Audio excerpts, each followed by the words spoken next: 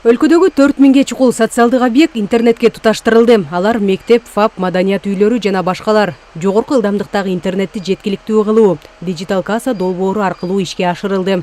Полностью Кыргызстанда жанагы була оптикалык кабель менен интернетке доступ кылдык.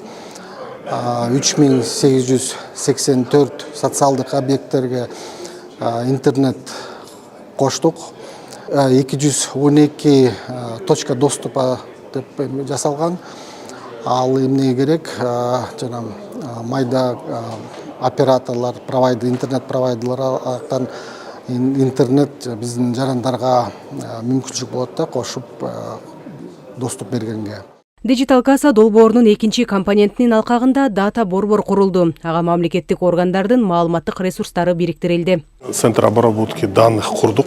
Бул деген бүт биздин мамлекеттеги министрликтер, агенттиктердин бүт данныйлары ошонун ичинде облакада сакталат. Анан обычно через түндүк сиздер алып аткан справканы, бүт керектүү документтерди ошол облаканын ичинде отработка болуп, анан ошол жактан алышат.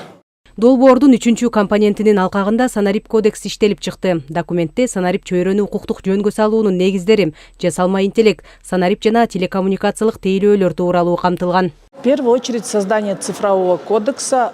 Санарип кодексти түзүү биринчи кезекте жарандардын мамлекеттен сапаттуу тейлөө алуу мүмкүнчүлүктөрүн жакшыртат. Ошондой эле санарип кодекс түрдүү технологияларды колдонуудан улам болуп жаткан тобокелдиктерден коргойт. Мисалы, маалыматтардын чыгып кетүүсү, шылуундардан жапа чегүү жана башкалар болууда. Санарип кодекс мындай технологиялардан коргоо үчүн мүмкүнчүлүктөрдү жана ыкмаларды берип, коргоо кепилдигин эле эмес, аларды бузгандыгы үчүн кенемти алууга да жол берет.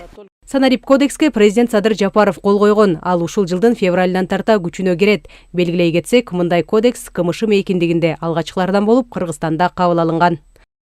Жазгүл Сейдахматова, Бекзат Машрапов, ЛТР, Бишкек.